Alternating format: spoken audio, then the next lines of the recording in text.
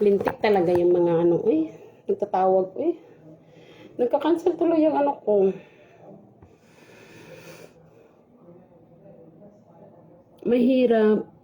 Mahirap panindigan bilang isang babaeng Muslim, mahirap panindigan. Lalo na't hindi ako mulat sa Islam. Pero dream ko talaga dati na makapag-Hajj. Kasi anong nagtulak sa akin mag-Hajj? Dream ko talaga na makita yung Kaaba, mahawakan yung Blackstone. Anong pakiramdam? Kasi Muslim nga.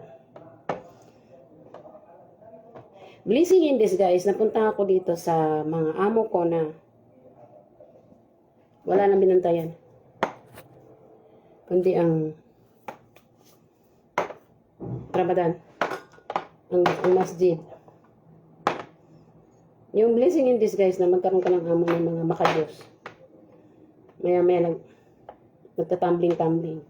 Nung unang Ramadan, nung first na Ramadan nandito ako, last year. This year lang. Last April.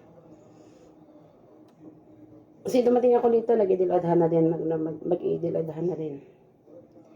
Last year. Nung Ramadan ng ilang mga makaraang itong dumaang Ramadan, tinanong ako ng amo ko, kung bakit daw parang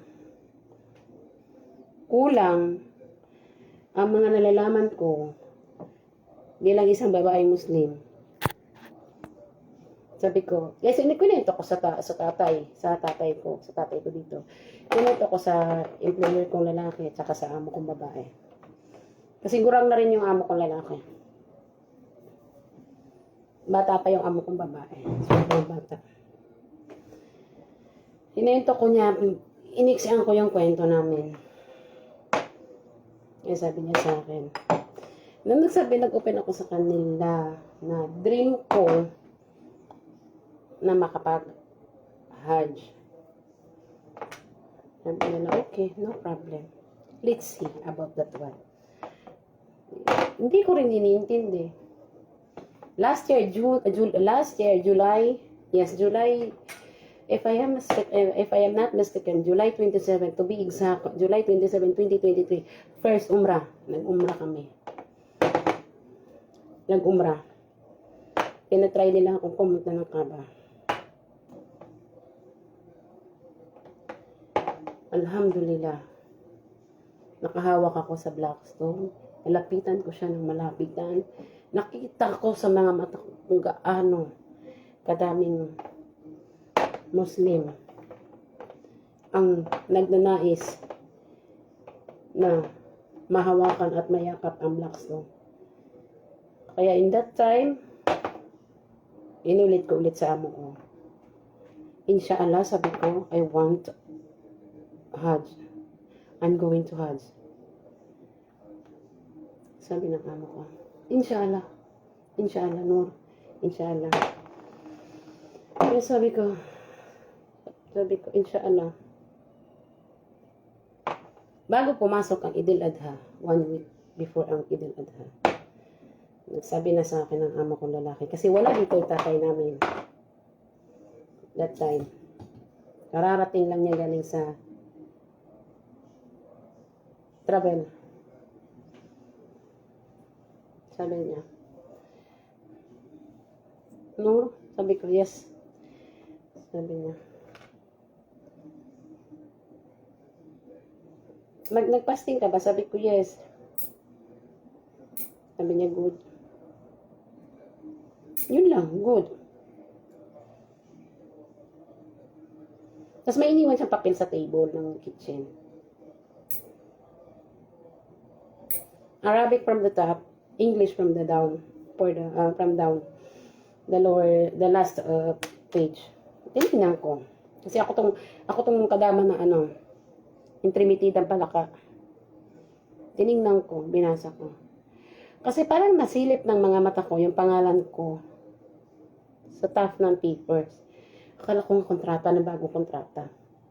Kasi 1 year na ako ngayon. Sabi kasi nila, i-renew na nila agad yung kontrata ko. 1 year pa lang ako. Diba, bida-bida? Hindi na ako nakapagtalo. Wala naman akong pipirmahan pa. Tapos bigla na lang akong humiyaw nung nabasa ko na mag-hedge ako. Namapit yung amo ko babae. Umiiyak. Iniyakan niya ako. Sabi niya, Nur, yan na, Sura. Sabi ko. Bakit parang bumait kayo sa akin ngayon? Nag-iba yung ano. Kaya kami namin naging mahigpit sa'yo. Kasi, dahil doon sa kahilingan mo, na mag-hajj ka. Kaya ka namin kinukulong dito sa loob ng bahay. Hindi ka namin pinapakita sa ibang tao. At hindi ka rin namin pinapakita sa mga lalaki sa labas na umakyat dito sa bahay natin. Kasi, gusto mo nga mag-hajj. Hindi, sabi ko, may problema. Tsaka, sabi ni Madam, hindi ka na pwedeng basta-basta lumabas ng bahay nang hindi ka nag-aabaya, hindi ka naghihijab. Eh, kailan ako lumabas na walang abaya, ti? Ang sabi ng amo kong babae, kaya ka namin tinatrato na kaya namin sinasarado ang pintuan pag lumalayas kami kasi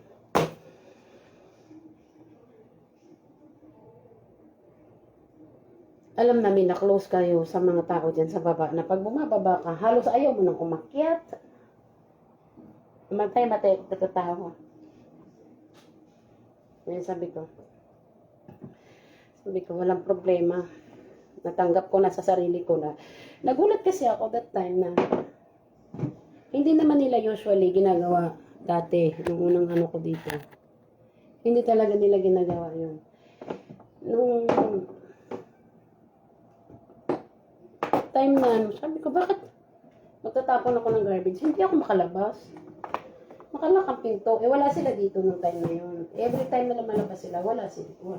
O, nakalak yung pinto. Sabi ko, bakit ganun? Hindi pinumplain ko sa amo ko.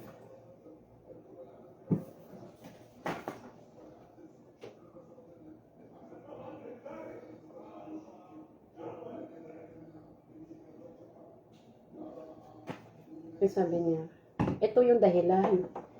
Ito yung dahilan. Ito yung dahilan. Sabi ko, okay. Now I understand. Sabi ko, hindi na ako makikipag-argue. Regarding this one, hindi na ako makikipag-argue. Sabi ko, sana in-inform. Sabi niya, hindi namin pwedeng in-inform sa'yo kasi baka mag-rebelde ka, hindi mo na kami kausapin. Although na, ginagawa mo na nga dahil hindi ko na nga talaga sila nakausap ng maayos. Kasi nga, nagulat ako, hindi naman nila dating ginagawa. After that, sabi ng amo kong babae, eto pala yung papel. Kasi nag-hajj din yung amo ko. Eto pala. Baliktad. Eto.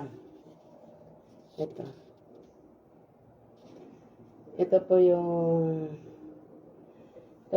katibayan na kasi pag nag-hajj ka, may permit. Hindi ka pwede pumasok sa loob ng na wala kang permit pag nag-hajj.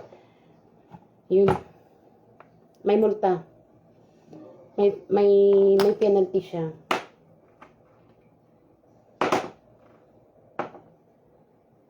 Sabi ko, ang tagal bago makuha yung permit. Sa akin, tumagal kasi.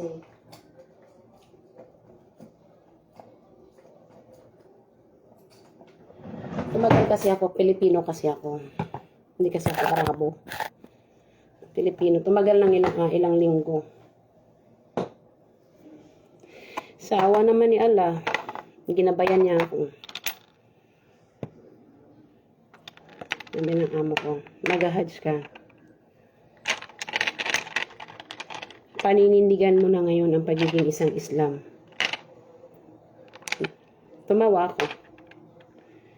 Sabi na amo ko, lalaki, anong tinatawa mo? Sabi ko, wala, natatawa lang ako kasi napakaseryoso niyo po.